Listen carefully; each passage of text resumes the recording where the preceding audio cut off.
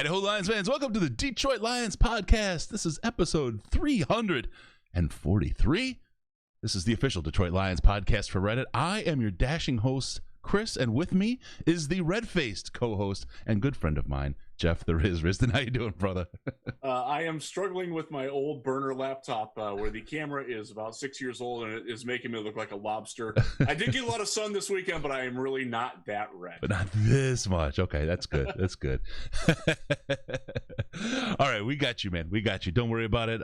We got a good show here. A lot of good stuff to talk about. And the Riz is going to be an integral part. He's got a lot of stuff. So good stuff. All right, let's see. Let's get through this. First, we've got OTA report outs from the man who was there. That's the Riz. We just talked about that a little bit. Penei Sewell, his move to right tackle. It will cause the Lions to fail. I've heard it all over Reddit. We got a little bit about Big V. We got big news about Jahlani Tavai turning into Little T. And a whole lot more. We got a great show lined up. Riz, you ready to go, my man? Oh, let's do it! Let's kick this off and break it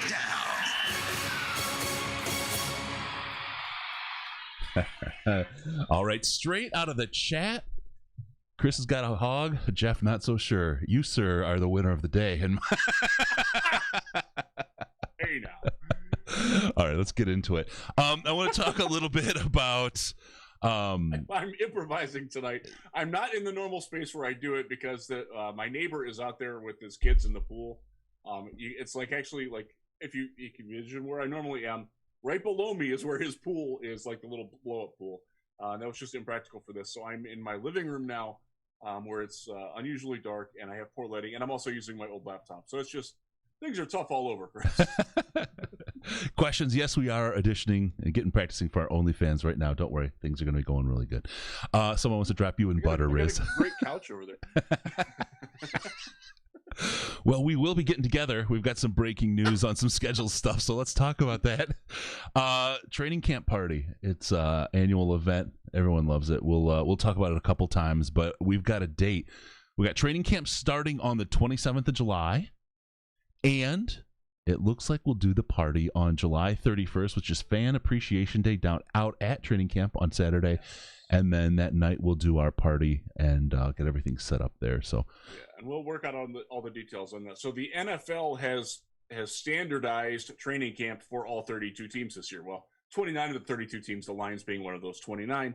They are all starting on July 27th. They are all having open fan access and like special games and things like that on September, July 31st. They've decreed that to be a thing around the entire league. So that means that the practice will be during the day. So will not be running straight from practice to the party. Although you're certainly welcome to come early because I will probably be there getting my drink on. Yeah, we will for sure. Yes, we will. But we're going to work on all the logistics of the party and when, where, who all comes. What all you have to do to get in. And stuff like that. We're going to be feverishly working on that behind the scenes, and you will know more once we know more. Yes, absolutely. We've got a couple things going. Literally, this is breaking news, so I'll make some calls to some old favorites. We don't do this as a fundraiser. Just so you guys know, this is something that we do. Just like it's a break-even event for us. It's to get out, have fun with everybody. We try to get some giveaways and stuff, and we try to do a live show from there. May change it up this year a little bit. We'll see how everything goes. We may just have a big let's all get together and party somewhere and forego some of the formalities. I have a feeling we're going to do a lot of vlogging and live video. So I don't know. It may the channel may turn into an OnlyFans. Who knows? So we'll see what goes on. You never know what happens when the drinks start flowing. That's right. All right, so we got that. Just so you know, also on the scheduling piece, preseason games. August 13th, yes. August 21st, and August 27th coming up for your pleasure. It's those are ribbed, absolutely ready to go. Yes, they are. The first one and the last one are at home. The middle one is on the road, and they will all be televised as well. Yeah, so, very nice. Down to three preseason games this year, because there are 17 regular season games. That was part of the trade-off. They lopped off the fourth preseason game that nobody gives a crap about, anyways, including the players and the coaches themselves. So the next question is: Are they going to use the third preseason game to rest everybody now? like they used to, right? that is one of the many things that the NFLPA is at war with itself about. You might have heard the whole thing about how players were asked and recommended to boycott training camp. Well, there were 83 Detroit Lions at OTAs last week. There are probably going to be that many this week. I haven't got a full count yet for who all was there today. I'm not there today. I will be there tomorrow on Thursday. But it's most places around the league, the players are like, you know what, I want to get some work in. I've been away for too long. I'm ready to work with my coaches. I'm ready to work with my guys. Zoom ain't cutting it for all this like they had to last year. And I think some of the loosening of the pandemic restrictions around the country has facilitated a lot of guys being in camp or in I keep calling it camp. It's OTAs. These are OTAs. These are voluntary, but a lot of people are volunteering to be there when they weren't expected to be there. Yeah. And I think, especially for a team like the Lions, where everything is new. I mean, there are new starters all over the place on both sides of the ball. We have a new rookie head coach, a new coaching staff all over the roster. Getting the guys in, and honestly, it shows that the players respect Dan Campbell. It shows that they respect Sheila, who was very visible and present last week, and I know she was out there again today, and I will see her again tomorrow. And she's out there. She's not, and Rod Wood. In fact, I had a few seconds with Rod Wood last week talking with him. He remembered who I was, which was kind of nice for me. But yeah, it's there's a definite change of feel to it, and I think the players, at least early on, are buying in. Because I'll tell you this: if Matt Patricia was still the coach, there wouldn't have been 80 dudes there last week. No. Nope. And that's the new attitude, right? New coach, new regime, new coaches, and a new attitude. And just think, I mean, well, we'll talk about it a little bit about the. Let's get into it. We'll get into it a little bit. We'll bit. We'll talk about that. I want to get into OTAs though, if you're all right. OTAs, the second bit of OTA started today. They had one already last week. Riz was there for organized team activities, for those who don't know, and spent time on the field watching some players. We're going to do a quick wrap on that. I want to ask you a little bit about Iffy Melifonwu, kind of out of the gate here, but we're going to wrap up last week. Riz will be there again tomorrow. We'll keep hitting on what we saw, what we see, what's going on, and things to think about. So on Iffy, I want to ask you something. This guy, look, there's two crazy A needs that this team has right now, right? Safety and wide receiver. Yes. We'll talk about wide receiver a little later. Do we have to? I don't know what we're going to do without getting number one, and I don't think we're going to get a number one, and it's going to be crazy. I just hope we have a number 4 at some point. We'll talk about it. But if he has a potential, he's got the build where he could step up. What is he, 6'2", 215, 205, something like that? And he looks it. Yeah, he does. Here's a guy who looks like he may be able to possibly step into a safety role from his athleticism, his size. I want to get your take on this, Riz, because this could fill a gap, and this could be part of a plan that the team has.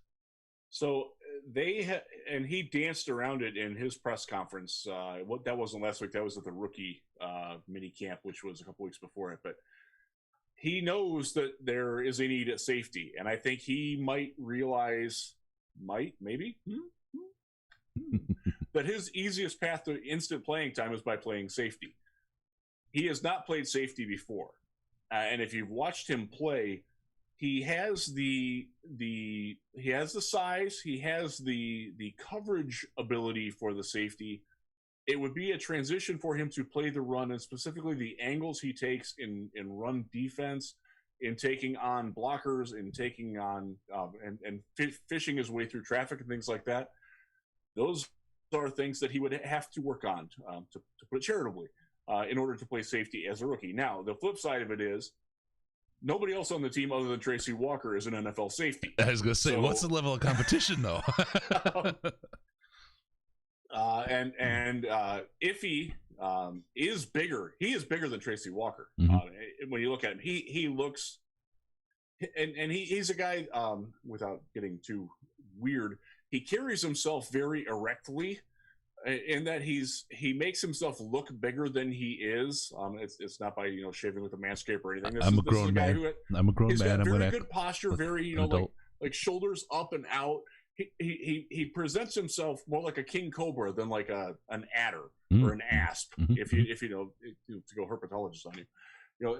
He just looks like he's a big dude and carries himself like he's a big guy. I've always known you to be comfortable being a big guy. I've always known you to be more of a horologist, but go ahead. Yes. That's someone who does a study at Gap.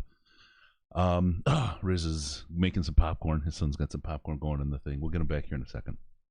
The question is number one, the level of competition at safety. What are these guys really? What is Iffy really playing against? And then what about the UDFAs? And we'll get to that with Riz here shortly, as soon as he gets his microwave shut off and his video back going. We'll go to the chat really quick. Let's see. I think just so you know, when we think about speed on Iffy, I believe we're doing like a 4.5340 is what he clocked in at. So he's got some speed, and there went Riz altogether. Bye, Riz. He's got some good speed, so he seems like he has a lot of what we're looking for in the space for a safety. But can he play?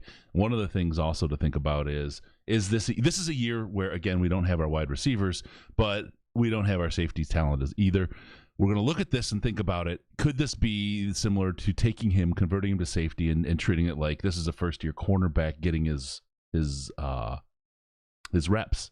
Is this him getting up to speed and building himself into place as a player? So Riz, what I was talking about is, could we look at Iffy, and I just so you know, I'm just calling him Iffy for short instead of it's a lot easier that way. Yeah, Iffito. Iffatu.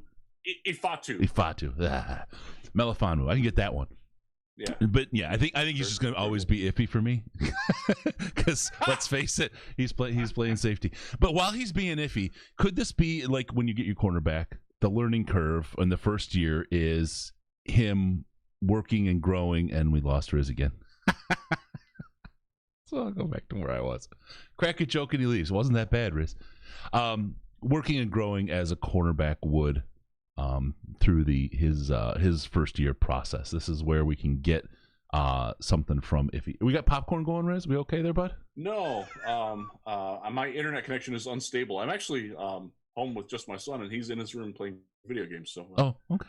Yeah, I don't know what it is. It's that dadgum internet. Yeah, it's that time of day. Hey, it is. So the question is this similar to a first year cornerback, and knowing the level of what this team's going to be putting on the field this year, could this be the year that if he gets up to speed at safety and makes a career at that position? You were talking about his physical traits and abilities. Yeah. Could that be how it translates? Yeah, absolutely. And I think some of it has to do with the fact that this regime clearly values corner more than safety, and they want to see what they have at cornerback, I think, before they make any move like that. They have, honestly, Melifonwu and Oruwariye are very similar physically. Iffatu is a little bit bigger, bulkier in the upper body, but in terms of like, they are both press man corners on the outside. Now, if they're not using press man corners, and then you've got Jeff Okudah, you have Quentin Dunbar who came in, who I think is going to start opposite Okudah. I think those are your two starters. Then you've got Oruwariye, and you've got Corn Elder in the slot. I think Tracy Walker is going to play a lot of slot safety as a hybrid corner safety type thing. Mm-hmm. So where does Iffatu get on the field? Where does Oruwariye get on the field? If they're both playing the same spot, one of them's not making the team, or one of them's going to be inactive every week. That's just the plain facts of it, because I don't think either of them is going to contribute on special teams that much. So if you have the choice of moving one of them to safety, you're going to move Melifonwu. Right. And I hope that they see that and at least try it. I from everything I've gathered, they have discussed it, but they're not ready to make that move yet. But don't be surprised if he winds up getting some looks at safety. And that could be a fluid thing throughout the season too. You know, if they're 3-9, And Will Harris still sucks, and CJ Moore still only belongs on special teams. Yeah, you're going to see some experimentation at safety. Yeah, there you go. Okay, so we got Iffy there. What else did we see from OTAs last week, Grizz? I'm going to kind of let you free form a little bit. Okay, so the first thing that stood out, and this stood out, I walked in and I was hanging with Jeremy Reisman from Pride of Detroit and Ben Raven from M Live, and we were the only three that walked over to the offensive line area, and we were all looking at each other like, is that Sewell? Because he looked really small compared to the guys around him. Now, it's relative. Taylor Decker is huge. Dan Skipper's 6'9", and massive, Right. and all perennially sunburned more than I look here. What's his name? Logan Stenberg is a legit 6'6". He's a big dude, and he's another guy that carries himself very erectly. There's a lot of big dudes on that. Matt Nelson, 6'7". So Sewell is not close to as tall as them. And when you see them standing next to each other in little groups, and I will try to get a picture of that tomorrow, he is not more than 6'4.5", just in relation to the size that the other guys are. And his arms clearly aren't as long. And I think while we as they list a guy at 6'5", 330, the other thing, he's not 330. He is maybe 310, 315. He looks great physically. Man.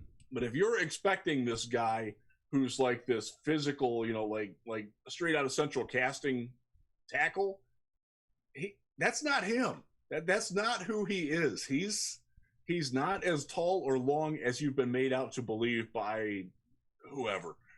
He's just not. By the highlights. We'll just say the highlights alone, because that's where most people watch their film. I mean, he's been a road grader. He's crushed people. He's destroyed them. Maybe the competition wasn't his NFL size. Keep in mind, the best player he's ever played against was on Zurike. Yeah, that's the best player he's ever played against at any level. Yep. And they didn't square off all that often in that game either. I think it was 7 reps they went up against one another. So name a Pac-12 pass rusher, folks. You're not gonna find any. So there's now he physically looks fine. He certainly moves very well. They were doing bag drills. They were doing where you got to pop going across and with your footwork and your shoulders. Yeah, thanks for dancing with that. Dancing with the stars. And he looked fine.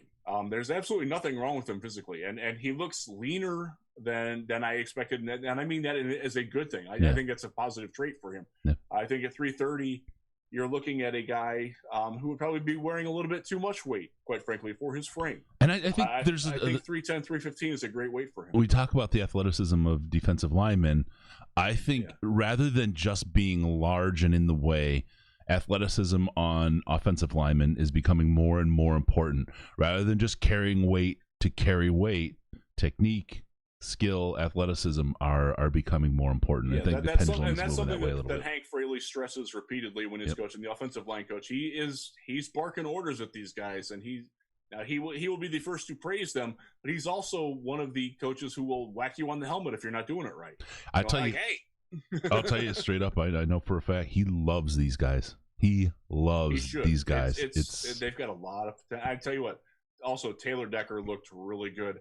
Matt Nelson looked really physically impressive and moved better than you would think he would for a guy that was playing defensive end 2 years ago.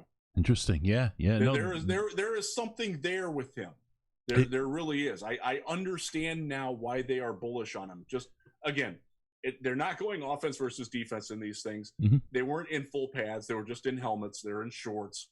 But what I'm looking for. So when you're watching situations like that, what you're looking for? You're looking for fluidity of movement. You're looking for consistency of movement. You're looking for, are they balanced? Are they, do they understand how to, exactly where is their hand, foot, shoulder, hip? Is that all alignment? Is that all in symmetry? Mm-hmm. And it looked very good for Nelson. And it quite frankly, it did not for Dan Skipper. It did not for Logan Stenberg. It didn't for who's the little center, Drake Jackson, who looks tiny compared to everybody else. He is, I think he's listed at 6'2", 290. That looks really microscopic compared to some of those other guys. Because I wound up walking with Evan Brown who most people don't know is on the team, but was a backup center for the Browns last year and has played for the Giants in the past as well. I know he is exactly 6'3" and 300 pounds, and I talked to him a little bit, and I saw him standing next to Jackson. I'm like, wow, you're a lot bigger than that dude. He's like, yup. Okay.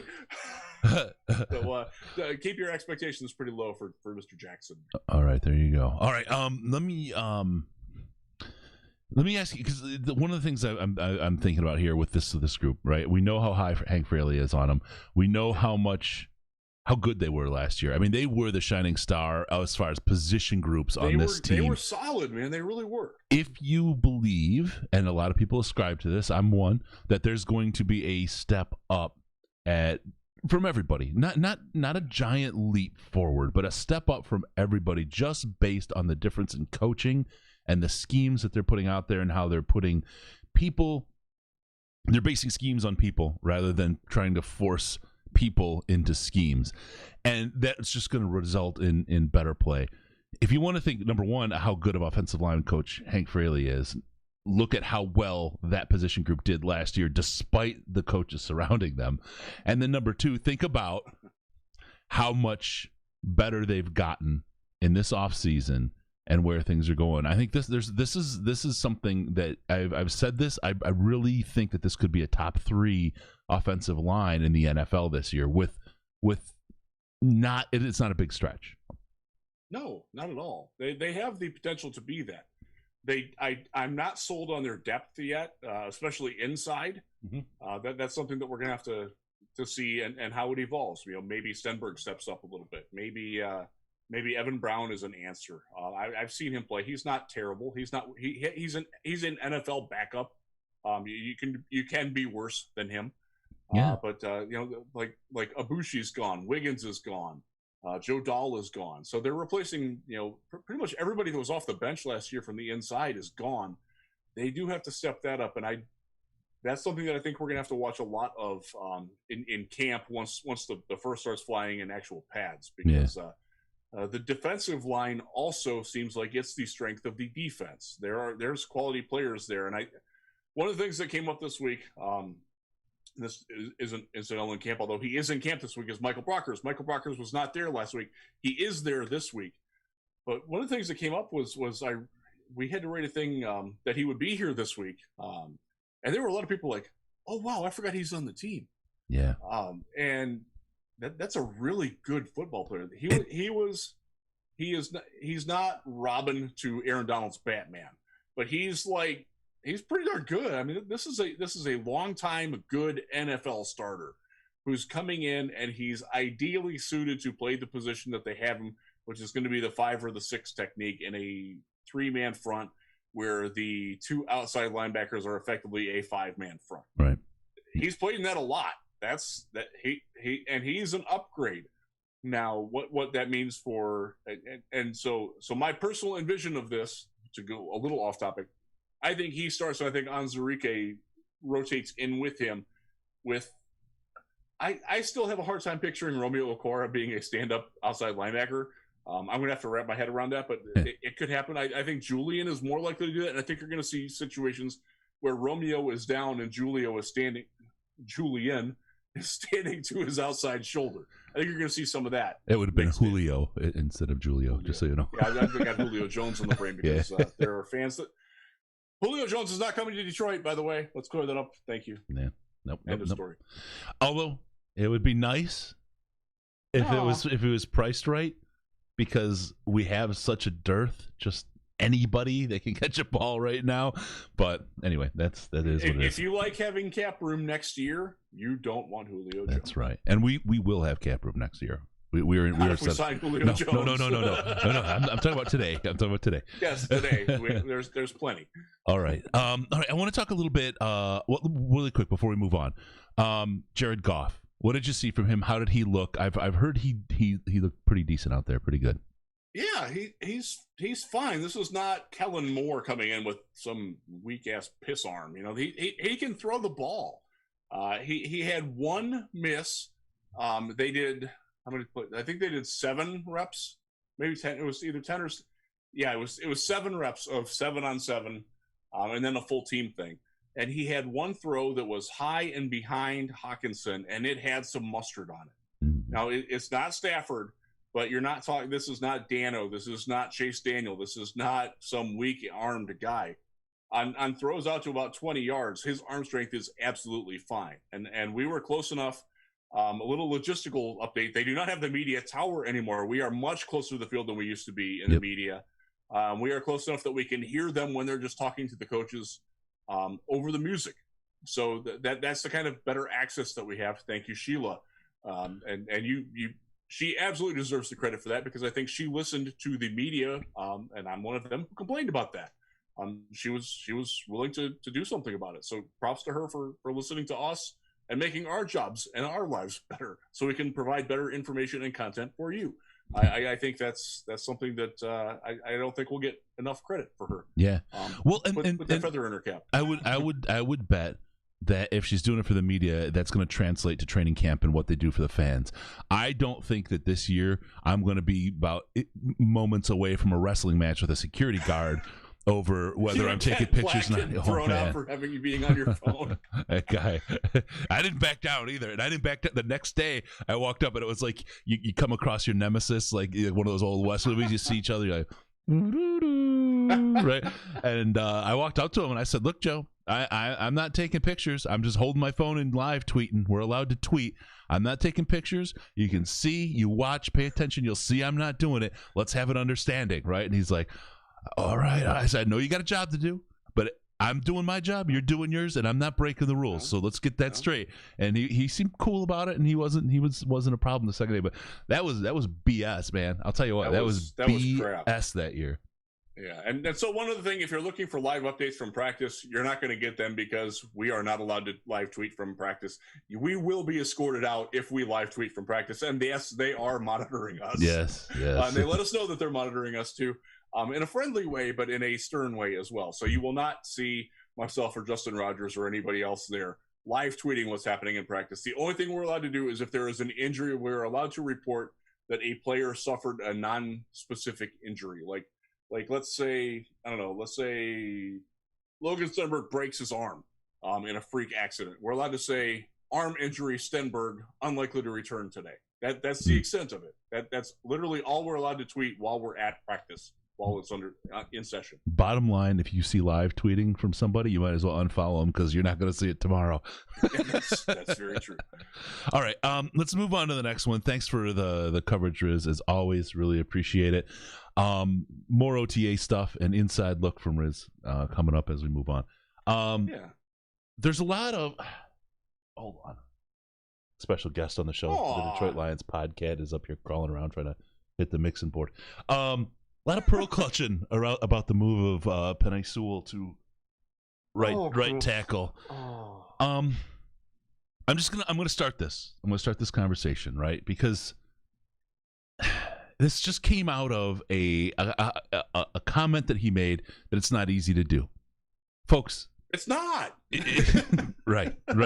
Let's not light our hair on fire and let's not freak out. Remember, he played right tackle and some D line in high school, and out of high school he got recruited to D1 schools as a left tackle. Now let me just kind of mention who recruited him. Okay, we got Oregon, Alabama, USC, Notre Dame, Michigan, Oklahoma, Florida, all made offers, okay, to a guy that was playing right tackle, and we're going to move him. Okay, I just want to tell you, I wouldn't worry that he can't move back. It's not going to be easy. It's not going to, like he said, it's like, here you go. I forget who said it, but it's like trying to learn to wipe your butt with the other hand. And I got to tell you, people break their hands all the time and have to, and they don't walk around with a stank. This is something that you can do, and he will do. And I've seen stuff, and it was from a great article by a guy named Hefe Risden, where he talked about some other players that had made some moves in that way. Yeah, so I got a little bit of experience with this here. I covered the Cleveland Browns last year. You might recall they had 2 new tackles last year. One of them was their number 10 overall pick, Jedrick Wills. He was their left tackle. Where did he play in college, Chris? He was the right tackle at Alabama. They put him at right tackle there. Now, some of that, to be fair, his last year there, they had a left-handed quarterback. So he was, in effect, the blind side protector. But the hard part about switching sides is that you have to do everything mirrored to where you normally are. It's irrespective of who the quarterback is. Wills, and the Browns drafted him right away and said, yes, you are our left tackle. Don't even think about playing right tackle. Start learning right away, which is, by the way, what the Lions did with Penei Sewell. They told him before the draft, you are going to be our right tackle. And they were not the only team that told him that as well. That, you're a right tackle, dude. Embrace it. And he started working on it on his own with professional guidance from people who've made the switch before themselves. They were fine. Now, Jedrick Wills. Can I just jump in really quick? I want to make one point because it's out of the chat. Logan has nailed it. I love the article saying if Sewell doesn't work out on the right, just move Decker over. Why is that any easier? Why is that any easier, Miss? Well, who's the brains behind that operation? People, stop dropping your kids on their heads, please. When you drop the baby, the people hit the roof before the baby hits the floor, just so you know. You have a perfectly fine left tackle in Taylor Decker. He was really, really good last year. I know that people don't like him because he went to Ohio State, but get over it. Come on. But the one holding penalty, don't you remember? One. Hawkinson had 2 in one game twice. You don't hate him for it? Taylor Decker was one of the top 5 offensive left tackles in football last year. I don't care if it's PFF. I don't care if it's Football Outsiders. I don't care if it's Duke Mayweather on Twitter pulling over his Escalade and telling you that he's a really good left tackle, folks. You don't need a new one.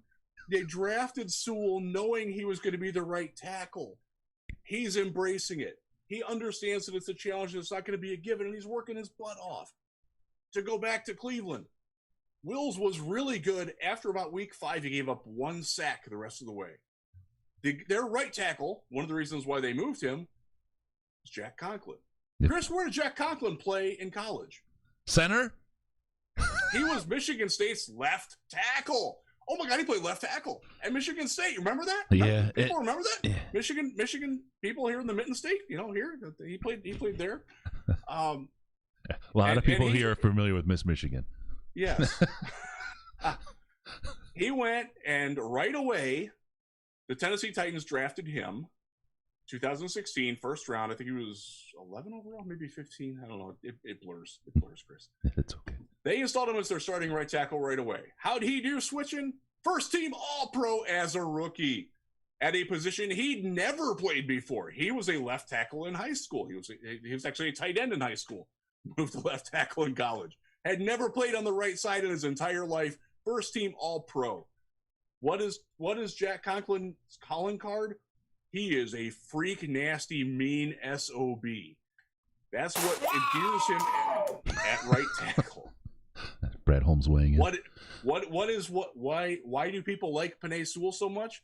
Because he is a freak, nasty, mean football player, SOB on the football field. That's what you want in your right tackle. Your left tackle, you want a guy who's a little bit more finesse, maybe a little bit more technically oriented. Right tackle, you can get away with a guy who's an ass kicker. Yeah. And that's what Sewell is. If you watch his game, he's a power-oriented player. Oh, by the way, his arms are shorter than ideal. His entire body is shorter than ideal for left tackle. You're moving him to right tackle. It's exactly where he belongs. Yeah. And the Browns, by the way, are not the only team to do it. By the way, they happen to win a playoff game. We'll talk about the New Orleans Saints. Where's our head coach from? New Orleans. Sounds like they had some pretty good success there. So, 2015, 16, they drafted Ryan Ramczyk, left tackle, Wisconsin. Before that, left tackle, Wisconsin Whitewater. Before that, tight end, high school, somewhere in Wisconsin. A lot of cheese in his background. Had never played on the right side before, is the long and the short of it. They had Terron Armstead, who, like Taylor Decker, is an underappreciated by his own fan base, really, really good left tackle. In fact, I would dare say that Terron is probably a little bit better than I don't know if he's better. I'd say he's more consistently better. I think Taylor's peaks are a little bit higher. Mm-hmm. But Terron Armstead's a really, really good left tackle, folks. They drafted Ryan Ramczyk in the first round. I think it was number 29 overall, with the express purpose of installing him as their right tackle. Guess what? He was really good right away. Does he give up sacks? Yes. He's given up, I think the number is 11 in 4 years, which is a little bit higher than you would like from your starting tackle. He is the best run blocking right tackle in football every single year. And, oh, by the way, because he was over there and really good, it made Armstead's job that much easier. Armstead had never been an All-Pro, never been to a Pro Bowl before that. He's been to 3 since then. So you're looking at Taylor Decker, and this is the impact from the Saints, and they saw this. You better believe that Dan Campbell is cognizant of this. Having the really good right tackle made the left tackle, his game, ascend. Taylor Decker still has enough time and room and physical capability to ascend from being a borderline top 5 offensive left tackle to being a top 3, top 2 left tackle, especially when some of the guys that are above him, Trent Williams, are 38 years old. Andrew Whitworth on his way out in Los Angeles with the Rams. They have the chance to have bookend tackles for the next 5 years who are both top 5 at their position. I don't understand why people are upset about this, Chris. I really don't. And it was all over the subreddit. Like, oh my God, they're ruining Penei Sewell by moving him to the right. It was everywhere. And the doomsday, like, everybody knew he was going right tackle until, and nobody had a problem until those words. And then it's like they were sitting there lying in wait, ready to have a nervous breakdown. I want to add another, you usually do exhaustive reporting, Riz, but I have to call you out on really missing one on this one. This is going to have to go on the permanent record. A guy that you didn't cover as far as switching sides was a young man named Riley Reif, who moved to the left side when he went to the Minnesota Vikings, and he's a known quantity. And by the way, so I covered the right tackle in that equation. That's Brian O'Neill, who is a left tackle at Pittsburgh, and is not your prototypical NFL right tackle because he's light. He's 6'7" and 295 pounds when he got there. But he's also not overly mobile. Again, you want your tackle with better footwork and better mobility on the outside to play the left side. In the case of Sewell versus Decker, that is absolutely Taylor Decker. And I refuse to hear people besmirge that guy's skill. That is a talented football player. Absolutely. And I'm tired of people ripping on him because they don't watch him. Well, and what kills me is literally the last week and a half of pearl clutching and just terror it's about awful. The offensive line, which is one of the best units on the field, right? It would have been one of the best units on the field if we hadn't picked up Sewell. It would have been just fine. There's all kinds of things to be scared about with this team. Please do not freak out about the offensive line. No. It's stupid, Chris. And I understand, and I've made this criticism before, and I'll say it here again. I think, in general, Lions fans have a wildly unrealistic expectation for the offensive line play of their team. And I also think that they don't really pay close enough attention to how other offensive lines around the league play. And I will levy that criticism upon you, Detroit. Prove me wrong, because you haven't yet. In years and years and years of covering this team, Lions fans consistently gripe about good offensive line players more than any other team's fan base. And you talk about the one thing. So I'm going to just tie this back to Jared Goff. Better fans, please. The difference between Jared Goff and Matthew Stafford, Jared Goff needs some time. Jared Goff has never had time with the Rams. He had a really bad year this last year, and he had a really bad line in front of him. One of the things that this front office did is create that wall to give him some time and give him the ability to deliver a ball like he knows he can without the pressure. You look at the stats when he's under pressure, he doesn't perform so well, right? He's not ideal. We're putting him in the best position to succeed where the Rams didn't. And the Rams, we'll see how they go. I think it was you that said it actually on our last show 2 weeks ago, Riz, where maybe Matthew Stafford isn't the best fit for the McVay offense, and we may see the other side of it is the McVay offense may be one of those that's been kind of figured out. This is going to be an interesting year in Los Angeles. It is. And it's not a given that Stafford is going to work with McVay. And I'm fascinated if that doesn't work, who takes the blame for it? Is it Stafford or is it McVay? Yeah, exactly. So there we go. Jump off that bridge when we get to it. Yeah. Any word on Goff's girl taking over for Tory for the Lions? I like that. That's hilarious. I will say this though: Tory was there last Thursday, and I said I don't know her well. We're work acquaintances, nothing more than that. I don't. We're not hanging out anywhere. But she gave no indication to any of us that was her last day on the job. Now, I later found out that a couple people did know, and they didn't spill the beans that day. And she released the video like right after all of us had left. So best wishes to Tory. I do not know what she's going to do. She was really good at her job. And I say that as someone who's a little bit skeptical of her hire at the time, because I know a person who interviewed against her for that job who was really, really good at the job and would have been great at it. But yeah, she did a bang up job. Got her digits, third from the bottom. There you go. No. And I wish her nothing but the best. Absolutely. She's great. She was absolutely fabulous. Always very pleasant. And the players genuinely liked her. And I'll tell you what, the players, especially in the early Patricia era, loved the fact that she can ball. Yes. She went out and played to get a better understanding. And when we interviewed her, she was just great. She had great. She was really, really great as an interviewee and did a great job as an interviewer. She was absolutely fabulous. And one of the real highlights in that inside kind of reporting team, class act, former Gator. I guess you're always a Gator. Once a Gator, always a Gator. Saw an Insta post. She was on a boat. I think she's back down home, and I think that was part of it. She very much loves Florida. She's from the Tampa area. Yes, she is. Yep. Loves it down here, and I would expect that maybe she's trying to find something. But she was great. Wish her the very, very best. Yes, and absolutely. Let's move on. One more thing on the offensive line. We're forgetting a big thing. Yeah, the big V, Halapoulivaati Vaitai. I almost did it. Hey, good job, Chris. This is again. I'll go back to.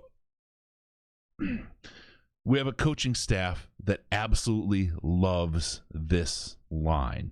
We have a big V who was injured last year by a coaching staff's Hill that is probably there as a warning. Some things serve as a warning to others. Hill probably remains as a warning. The Hill is still there, by the way. Yeah. And we're still not allowed to run it as a media either, which was a disappointment to me. If he has to mow it, you could probably get away with that.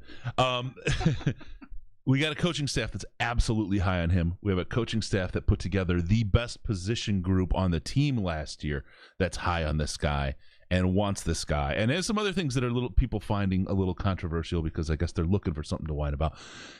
Big V. Some guy wrote an article again. Some site. What was it? LionsWire.usatoday.com, something like that. Click on it. Click. Again, this Jeff Risdon guy is showing up everywhere. I don't know what's going on. He's like, whatever. Anyway, so you had a good article about Big V. I want you to kind of expound on that a little bit because it'll help.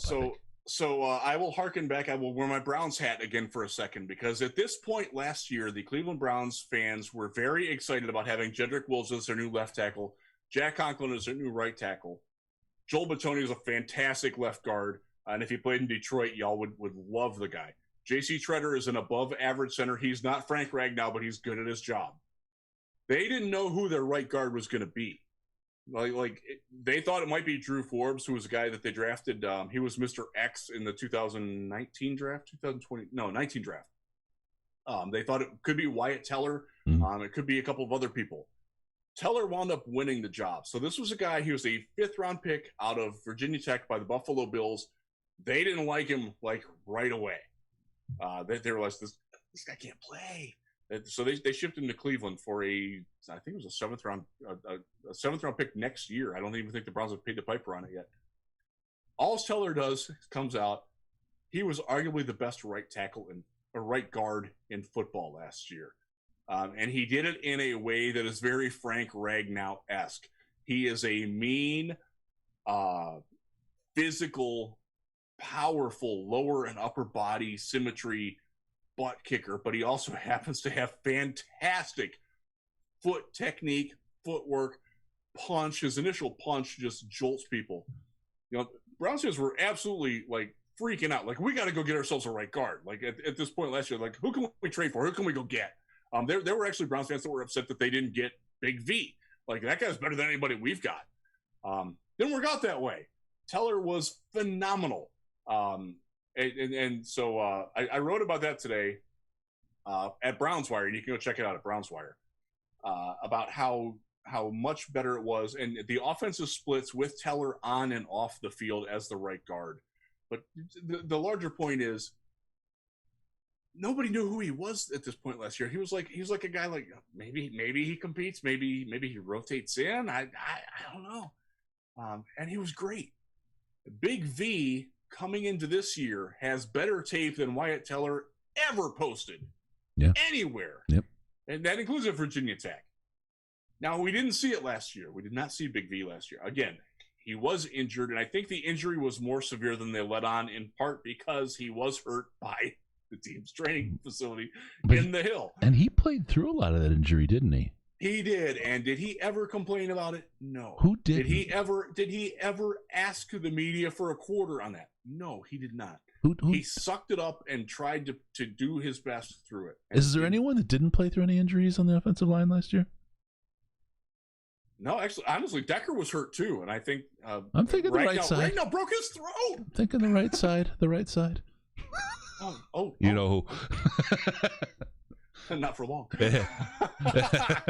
Yeah. So before you throw in the towel, the moral of the story: before you throw in the towel and think that right guard is going to be this massive hole, let's see what a healthy Big V can do. Because as Chris has said, the coaching staff really does like him a lot.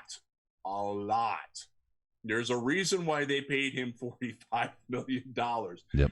It's an absurd amount of money for a guy who was a career backup, but they clearly saw something. The people who were largely responsible for that signing are still here. Yeah. And you have, someone, there was a lot of questions. You have quality backup. Why would you let him go? There's reasons, right? We've alluded to them. Big V's the guy, and he will absolutely Sewell be the is starting the guy. right guard this year, and he will be better than he was last year. Does that mean he's going to be a breakout player like Wyatt Teller was? Who the hell knows? Yeah, we'll I see. sure don't. But it's not absurd for it to happen. Yep. And this is, this team is about being kneecap biters and loving the game of football. And if that is Big V. That is in your DNA. It's not something you turn on and off. If you turn that on and off, you probably won't be long for this team. And that's all I'm going to say about the offensive line and the people on the line and everything else. I've said what I need to say. But the people that don't understand it, he is absolutely a kneecap biter. Yeah. And he showed that at TCU. He showed that at Shrine Game practices back in the day. Yep. I remember being at St. Petersburg High School, home of the Demons, on their crap ass field where we used to have to practice before they moved the practices into the god awful whatever they call the dome in St. Petersburg. It's a monstrosity that needs to be leveled and condemned. Tropicana Field. That's it. Yes. Yeah, thank you. It is a I was like, I think it was the hot dogs. Yeah, oh, they're so delicious. I mean, they've already made them. They're ready for next year's Shrine Bowl. They are indeed. They are ready. They held them over since they didn't do it this year, so you've got them. They are already spinning around. They'll reheat them a third time. This was a guy that they told him in practice to tone it down. So this is not a soft guy. This is not some like, oh, I think I'm going to go read poetry by the beach on my off day. That's not this guy. It's not a piano player. I think there's a weird narrative that has come out about Big V that he's this soft, pillow cushion. That's not who he is.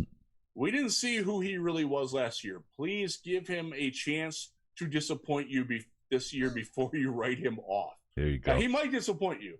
And it wouldn't surprise me if he does disappoint you and he's off the team in 2022 and they find somebody this year to start for him halfway through. Yeah. That wouldn't surprise me, but it also wouldn't surprise me if he's at least a league average starter at right guard. And if he's a league average starter at right guard, that makes him the worst player on the offensive line. And let me tell you, That's a phenomenal offensive line. Yeah, there's about 30 other teams that would like an offensive line like that. Yes. There you go. All right. Really quick, I want to hit on our good friends over at cbd.detroitlionspodcast.com. Kat, you need some? You've got that anxiety going on in the background. Pain, anxiety, insomnia, it is the stuff you need. Head on over to cbd.detroitlionspodcast.com and get yourself taken care of. Use coupon code LIONS for 55% off. They have a sale going right now. It's announced on the site. But this is great stuff. Just so you know, I say this, and for those that don't listen, every time I want you to know that the chill line is the stuff that will absolutely give you a buzz. There's no question about it. If that's what you're after, you will get the sit your butt in the couch buzz for a couple hours, watch a movie, and just absorb it. Again, I also advise you the first time just to eat one gummy and go from there. Or do one. The eyedroppers of the oil, if you get the oil. The other CBD that's not the chill line or extreme chill won't trip a drug test. It gives you all the relief from pain, anxiety, and insomnia that you're looking for, but without the buzz factor. It's built on hemp, not the weed thing. And then the Delta 8, the chill line, uses one of the what did you call it? One of the methods of action that's involved with the THC stuff, but without being THC, but it trips the test. Psychosomatic? Something. It's not. It's something. It's real. Anyway, cbd.detroitlionspodcast.com. We try to keep up the tradition of helping you by helping you help the show by doing something you were going to do anyway. That's what it was. cbd.detroitlionspodcast.com. Use coupon code LIONS. Thank you, guys. All right, going to move on. This is a topic. This may scratch a little bit of a scab for some people, but it's something that needs to be covered. Yeah, and I'll say there's two things I'll say about this. Number one, he was the inspiration for everything we've done with St. Jude. Okay. Matt Patricia did a really, really cool thing at the combine, and it inspired us to do what we did. We've raised just under $30,000 in 2 years of doing the St. Jude thing. November 5th, we're doing it again, 24-hour podcast-a-thon. Riz and I and a whole slew of guests and friends of the show and so on again. Matt Patricia, we met him, Senior Bowl, nice enough guy. He's just not a great coach of the Lions. And I may be understating how bad, but anyway, the news on him is he's being groomed as the successor to Bill Belichick in New England. Yeah. People are laughing and saying this is Belichick sabotaging before he goes so he can cement his place as it's not Brady that carried me, it was me that made, right. All yada, yada, yada, yada. Yeah. I'm going to tell people, don't underestimate what Matt Patricia could do in New England, because that culture, those people, everything associated with that is there. They knew who he is. He doesn't have to pretend to be anything there. He can be authentic Matt Patricia. I just would not underestimate what he can do in New England. So now let's commence laughing about him as a successor of Belichick. Oh, man. I mean, so and we liked Matt Patricia from what we saw of him in the last year and getting to know him a little bit. And the players who were left, by and large, grew to appreciate some things about Matt Patricia. I'm looking. It was more of it's more than just approval. He was like a catalyst for all the social justice things that were very important to this team a year ago. In the wake of the George Floyd and all of the things going on in our chaotic world, he empowered his players to do that, and they absolutely respected him for that, and I do too, because that wasn't necessarily an easy thing for a coach of his standing to do. And you will hear guys like Trey Flowers and Taylor Decker, among others, who will always go to bat for him for that. Yeah. The problem was that he just got off on the wrong foot by being a different guy than he should have been. He wasn't his true self when he got here. We've talked about it a lot. And to your point, Chris, New England knows who he is. They welcome that. It's weird to me And this is an interaction that I had with somebody on Twitter. Was like, isn't Josh McDaniels getting that role? Yeah, that's what I was thinking. That's always been the word on the street, right? So my thought, and this is just my crazy thought. This is not from anything else other than what's going on in this head. And you all really don't want to be in here, but I will share what's in there. I think Josh McDaniels doesn't really like the idea of him being a head coach anymore. I think he likes where he's at. I think he enjoys being the offensive coordinator. I think he likes having somebody above him, somebody who will get fired before him if the defense doesn't work, as an example. And I think that he also doesn't like having the hierarchical power of choosing the roster. I think he likes not necessarily shopping for the groceries, but more of like, hey, he's like the sous chef. Like, okay, yeah, give me this, and I'll cook it just right. I don't need the asparagus. I don't need the broccoli. Give me some Brussels sprouts, and I will roast them perfectly for you, and they'll be heavenly. But he doesn't want to like be the guy that goes to the store and does all that shopping. And I think some of this goes back to when he bailed on Indianapolis, because there were people there who have hypothesized this as well, and I tend to agree with those people that I don't think he really wants to be a head coach. I think he just likes to be mentioned as a possible head coach, and then that sort of inflates his ego enough. And the Patriots are certainly paying him well enough to be where he is. Yeah. And he's happy being what he is. And if Matt Patricia takes over as a defensive coordinator, he can continue in the same role he's in, and he's happy doing it. Again, that's not me interviewing Josh McDaniels and gleaning this. That's coming out of my head. But I think you will find people who will listen to this from the New England area who will agree with that take. Yeah, absolutely. And I'll say the other thing, and again, I'm not promising that Matt Patricia is going to be the guy to continue a dynasty in New England, right?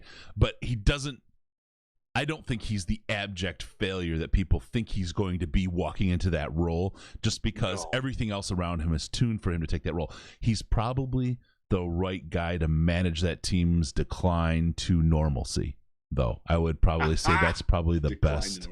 I think it's probably the best characterization. Yeah, and I really hated his coaching the first couple of years. I really did. Yeah. And some of the decisions that he made, I knew it wasn't going to work. You were vocal about it too. I mean, you didn't hold back. But I really wanted it to work, because after getting to know him, after spending some time with him at the Senior Bowl and seeing how well he related to those kids, I shouldn't call them kids, the college players who were going to be pros, there was something there. That guy can coach, but that guy wasn't the Matt Patricia that we got in Detroit. No. And that's very frustrating. So with that, I have a vlog. I wrote it over the weekend. I didn't get to get it recorded. Look for this late this week, early this weekend. It's going to be a little bit related to Matt Patricia. It's going to talk a little bit about analytics and how analytics are used and how people misthink about analytics. I think you guys will enjoy it. It's I've got a couple of good examples from the real world that are not sports that tie in, that'll help illustrate what we're doing. So look for that to come out this weekend. It'll be quality stuff because I'm doing it. All right, moving on. There you go. Moving on. Let's talk about you know what? Really quick. Let's talk, because we cycle through people. I want to just reiterate. Training camp starts on the 27th of July. We will be having our training camp party on July 31st, Saturday. That's Family Day, and everybody will be there during the day for training camp, and then that evening we'll be doing the party. We'll have a place yet to be determined and work that out, but there will be drinks involved. Again, this is it's going to be a good time. We'll be shooting for prizes and sponsorships and stuff like that as well. It's not a fundraiser. This is really what we, kind of our fan support and listener support kind of thing. We do need to cover the cost of the room and the waiters and waitresses and all that stuff. So we usually have an entrance fee, like a ticket price. Dinner comes included when we do that, so we're working on that. We're thinking, we're gonna kind of brainstorm a little, see what we might change this year, if anything. We may not, but we'll have more details on that. But pencil it in right now if you want to hang out, have some beers with us. July 31st is the time. That evening we'll be training camp a whole bunch of days on both sides of that. Riz is going to be mostly always at training camp. But we got a lot of really, really good stuff. So July 31st is the training camp party. Don't miss that at all. It'll be fun. All right. There's a guy out there who I have been massively critical of on this show. and it's in retrospect, I don't know. I'm not gonna say I'm wrong because my criticism was deserved and it was earned. But there could be a couple reasons for it's being earned. It could be a coaching issue again. It could be a scheme / coaching issue. It could be a draft issue. It could be something. But Jahlani Tavai has come in, and it's been a physical transformation. I mean, you talk about 17 pounds, which, I mean, look, on a guy like that, that's all muscle and very little other stuff. 17 pounds is a bunch of friggin' weight. It is a bunch of weight. It is. He looks like a whole different guy out there. Riz, did you catch him at all at OTAs? Did you see? I did. Is he quicker? What's he looking like? I was not up close to him, but it is noticeable from a distance. So he was on the second field. I was primarily with the offensive linemen and the wide receivers and quarterbacks last week. I will venture over to the other field more tomorrow when I'm there to get a look at the defensive guys. But yeah, it's obvious he has slimmed down quite a bit. And it's not just the fact that he's slimmed down. He's added like muscle definition in his shoulders. And you look in his forearms. You can see this is a guy who is not only – he's not just like losing weight. He's toning. That's nice. And he's posted some workouts to Instagram where it's like he's really working hard on his agility, on getting quicker, on making it so he can react quicker to things that he sees. And God bless him for it. And he talked about it after practice last Thursday. Patricia wanted him at 270. He's at 247 right now. Wow. Now, 247 is still on the heavy side for an off-ball linebacker in the NFL today. Your best off-ball linebackers are guys who are playing at 220, 225, and maybe 230. That's where guys like Darius Leonard are, and he's sort of the gold standard right now. Devin White is, I think, 226 for guys who talk about a guy, by the way, who earned a hell of a lot in the Super Bowl. Remember, you know this, Chris, from being in Tampa. Yeah. Buccaneers fans wanted him benched during the year. Yeah. funny that he performed so well and now everybody thinks he's awesome. But yeah, like Devin Bush in Pittsburgh is at 220. Yeah, well, thinking about the fact that he's 50 pounds heavier than the standard, you wonder why he's slow. You wonder why he's sluggish. You wonder why he sucked. But you think about that transformation, right? This is what we didn't see him. Got like the clapper working here with the lighting. I don't know what the hell's going on. We didn't see him after the season, and he popped into OTAs 17 pounds lighter. He's going to do OTAs. Yeah. It's going to end June 17th. He's got another month and almost a month. A month and 2 weeks. Yeah, almost a month and a half to keep working. I bet we could see another 10 pounds come off of that guy. It wouldn't surprise me if he's at 240 at the start of training camp. And then by the time the season starts, right, I think this is a transformation that's an ongoing thing for him. I think the thinner he can get, if he can get down to 230, 235, I think that's going to be really ideal for him. I think just his frame, I think 235 is probably about as low as he can go. Yeah. But then you're getting a guy that was, as you know, Chris, I defended the drafting of him. I was excited by his game at Hawaii. Yeah. The fact that he has gained between 20 and 40 pounds since then has been a big reason why he's stunk in the NFL and why we've been so critical of him. This is where could Matt be the Patricia, ultimate redemption arc, man. This really could. And I will. I really hope it happens. I will be the first to kick my own nuts for being wrong about this guy, right? And not putting enough on the coaching staff on it. It just didn't look like anything was there. And then it makes you start to think about how many other players out there, they missed their first chance in the NFL, right? Because Jahlani could have been cut and nobody would have picked him up. That would have been it, right? If he comes along on this redemption arc and turns himself into a good quality player, an average quality middle linebacker, right? That's a heck of a redemption arc from where he was, and shows how much that stuff can make a difference in a guy's career. So coaches. So and again, he's competing for a backup role. The starting off-ball linebackers are going to be Jamie Collins and Derek Barnes or Alex Anzalone. Yeah. That's your three that are going to play a lot. And now he's fighting with Jalen Reeves-Maybin for that number 4 spot, number 5 spot.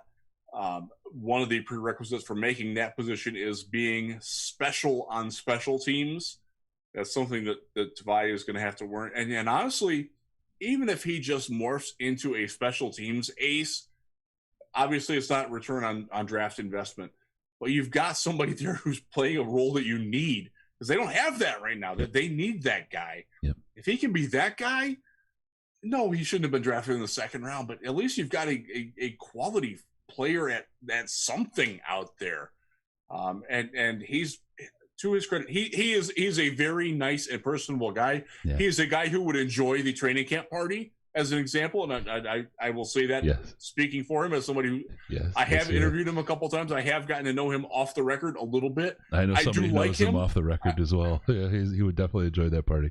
Yes, he and that's one of the frustrating things. He's a guy that the fans would legitimately like and rally around, but he's been put in a position where he can't be that guy, and that's very frustrating. Yeah, absolutely. So more power to him. I hope and wish the very best for him. I'm so rooting for him. Yep. Now absolutely.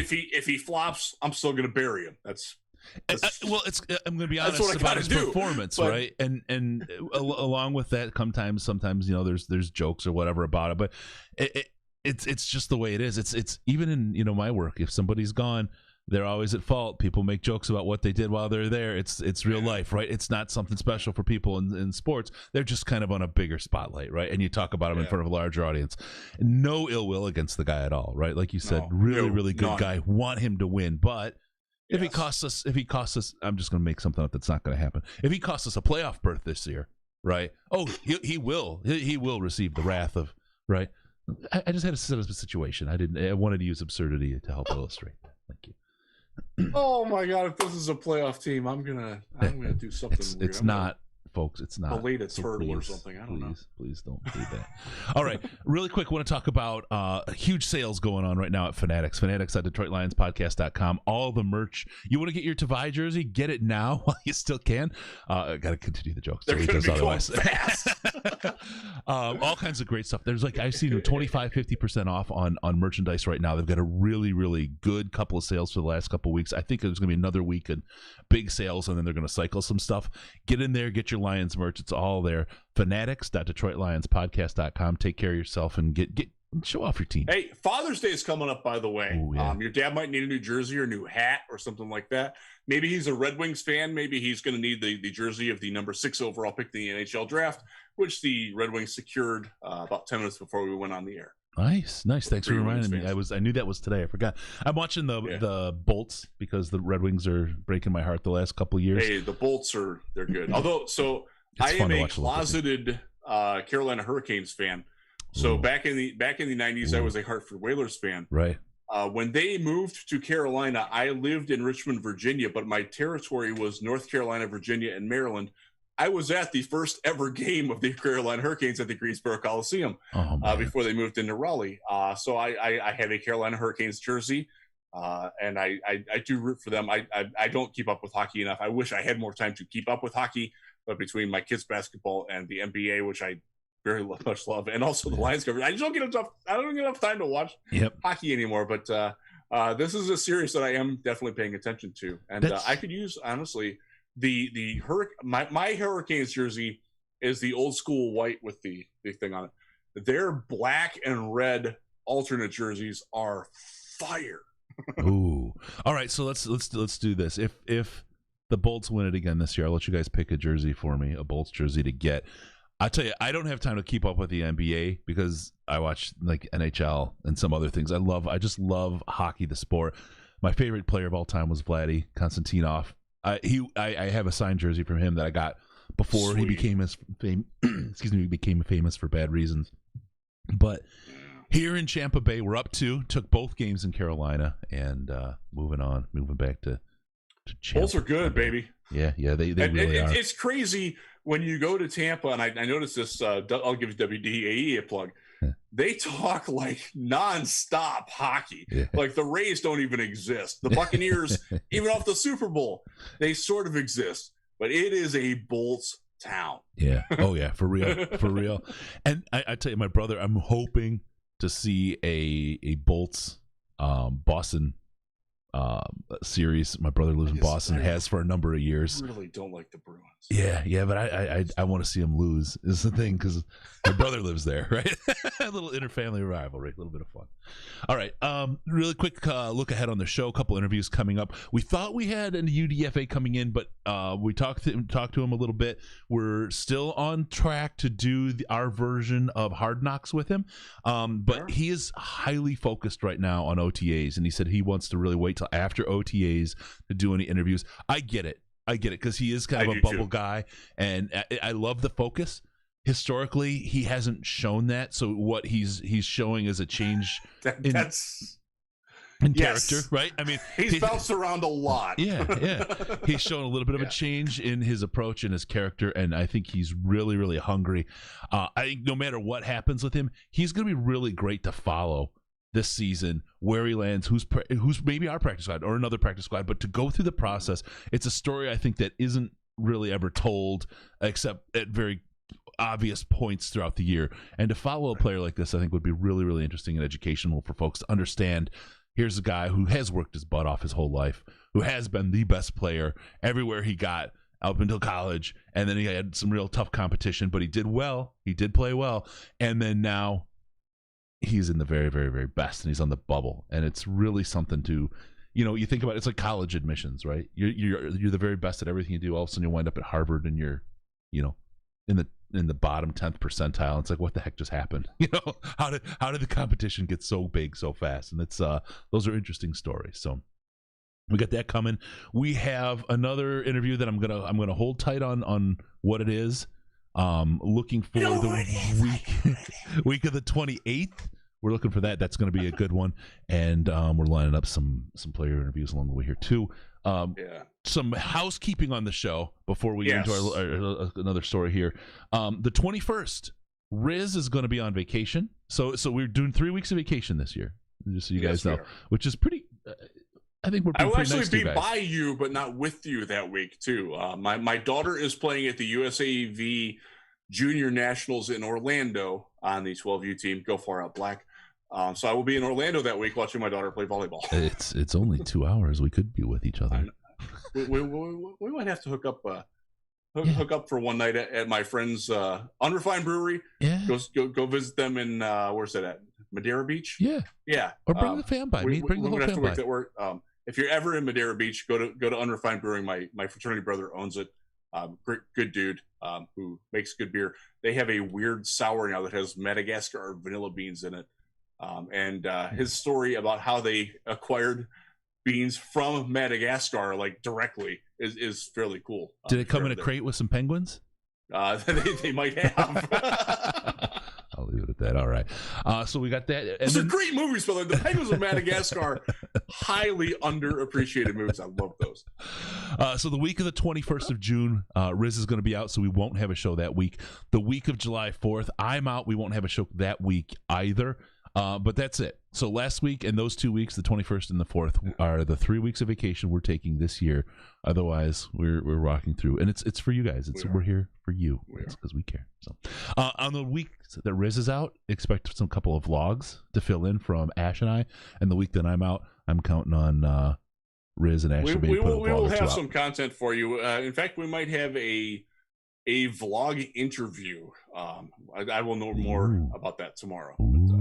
Just to tease it. There you go. It'll be cool. Good stuff. Good stuff. All right. Next one.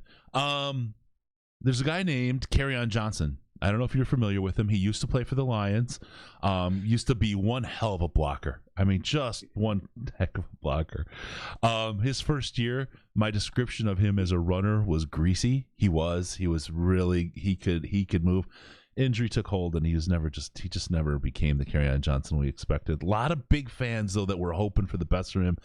Off to the Eagles, and something happened, Riz. Something happened today. So it's not a safe bet that he will be with the Eagles. They claimed him off waivers after the Lions waived him today, Wednesday, June, was it the 2nd? I think it's the 2nd. Let me look at the calendar here. It's the 2nd. All right, good. I am right. Yay, I got one right. The Eagles made him take a pay cut to stay with the team. He has done. Sorry. Thank you. I was slow on that. Envision Tommy Lee with the boat. Now I am. Pimple Lee. Okay. That movie, by the way, is going to be spectacular. I will pay for that. Yeah. Wherever it's showing, if it's on Prime or whatever. Back to Kerryon. He is not making the league minimum.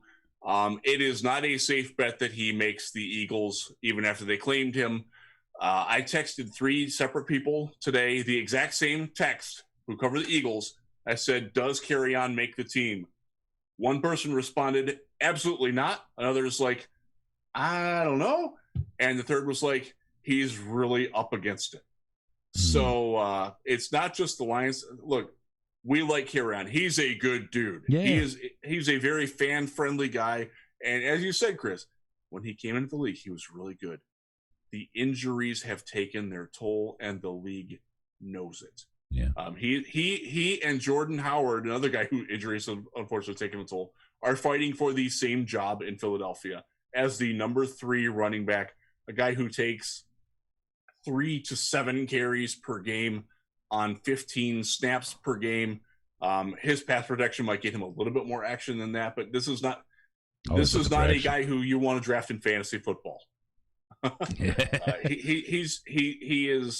He's very realistically fighting for his NFL life right now in Philadelphia. And how is it going? Well, they asked him to take a pay cut today, so he's making the league minimum, and his salary is completely non-guaranteed.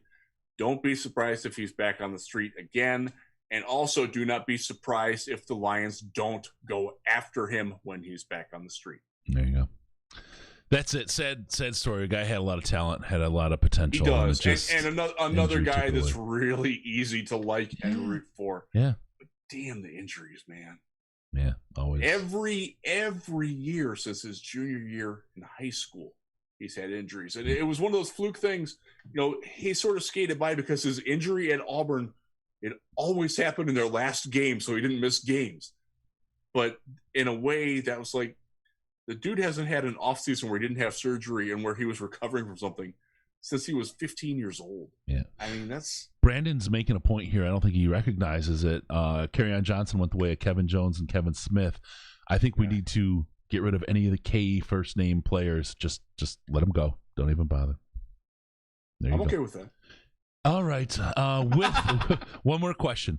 I feel bad for him because I think do. This is a good question. WMW2 in the chat. When do we see the NFL roster and game day roster expand with the move to 17 games?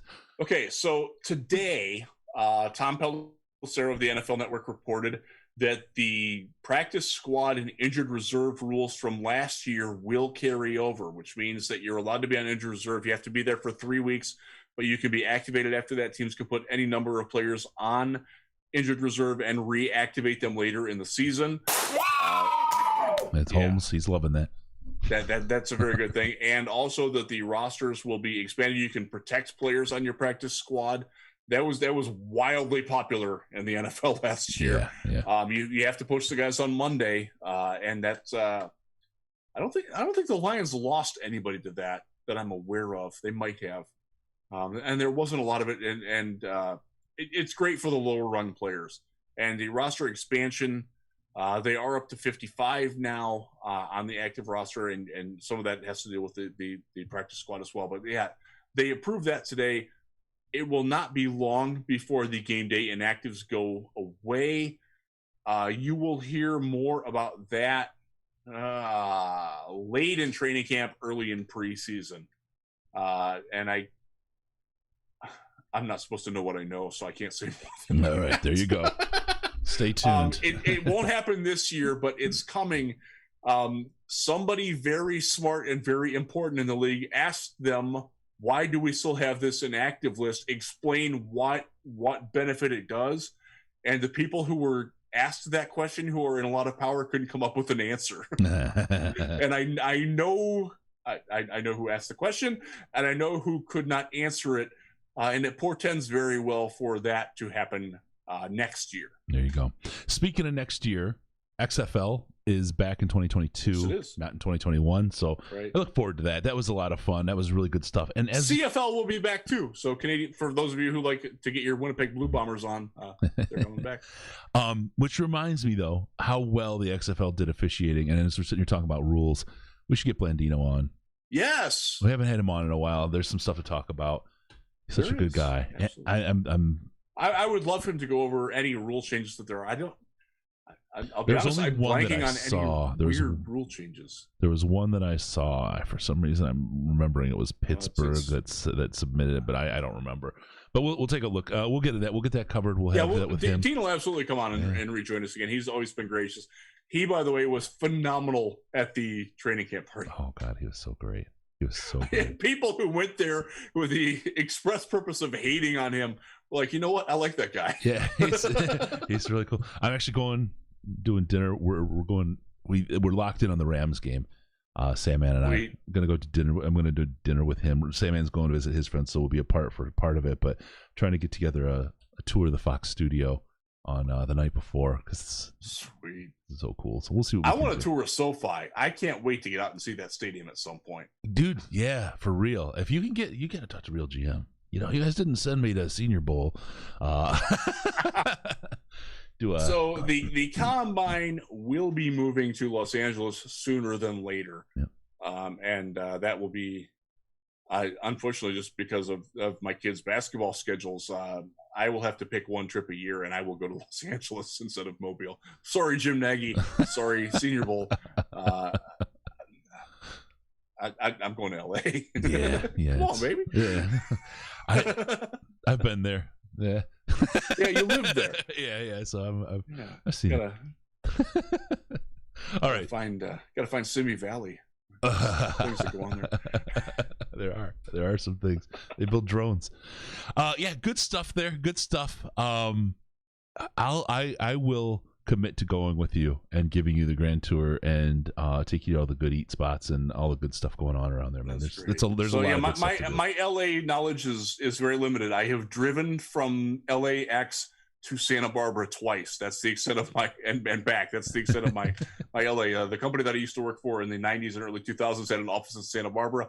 I was out there once every 6 months. Santa Barbara is a place that I would wish I could afford to live because it's awesome. It's beautiful, and the weather is just that is where the perfect weather is in California. There in La Jolla, their airport is open air. Yeah. They don't have a roof. Yeah, I know. I'm like, what if it rains? Like, it just doesn't rain here. It doesn't. No. Really? Yeah, it's great. All right. With that, we're going to ask you we're going to thank you. I want to thank you all for being with the show, listening, watching the whole thing. Thank you for my discolored camera and my awkward pink, red, whatever melon colored face that I got tonight. All will be better next week, and all will be better.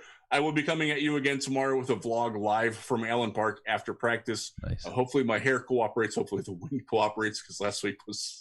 No, it was windy. You looked like you were right I appreciate there. the folks who had fun with my hair. If you remember Maria Baratiromo, when they used to call her the Money Honey back in the days, like I think it was CNBC she was at, and she was down on the trading floor, right? She gets jostled around on the trading floor. Oh yeah, I do know who you're talking about. Yeah. It was like wow, she's like right in there doing it. That was your look, man. You had the look of I've been at training camp all day working. That's what I've been doing today. You really you sold the part well, so I wouldn't worry too much about it. You look great. Yeah, so, it's going to be cloudier tomorrow, so I might be a weird color again. Who knows? All right. So, hey, hit the like and subscribe. That really helps us out with the algorithm, guys. Before you go, we appreciate that. Also, don't forget about us on Patreon, patreon.com/Detroit Lions Podcast, patreon.com/Detroit Lions Podcast. Get access to the Slack chat, the Discord chat, which we are going to start using to have people ask live questions on the show. Yeah. I've got unread threads. I got work to do. Yeah. It's actually a really, really good place to hang out with some of the best people you're going to find talk Lions stuff. It really is. And I will drop information that I don't normally put in Lions Wire things. Yeah. Because I have to be professional there, and I can be a little bit more. I can let my hair down, so to speak, in the Slack, and I do from time to time. You absolutely do. Yeah. And I also enjoy being put in my place by fun people there. Yeah, it's fun. There is. I will say it's a good group. It's a really good group of people. I enjoy y'all very much. There is a heightened level of knowledge of the people in the Slack versus the people that listen to the show, because we can just share some other things that we don't share otherwise. Yeah. Access that via Patreon. Also, follow us on Twitter at DET Lions Podcast, DET Lions Podcast, and at Jeff Risdon for the sexiest no pants coverage in the NFL. That's straight. Give us a call via Skype, Detroit Lions Podcast. All one word, Detroit Lions Podcast. Or call us on the Lions line at 929-33-LIONS. It's 929-335-4667. And be sure to go to DetroitLionsPodcast.com. Subscribe to the podcast. Why do we want them to do that, Riz? You always know. Sorry, the lighting in this room is whacking me out. So we can come into your ear holes automatically. That's right. Thank you for tuning in. We're going to see you next time on the Detroit Lions Podcast. Remember, no pants, no toasters, no hot tubs, no lights, no problems, baby, because we're your Detroit Lions and Reddit Connection.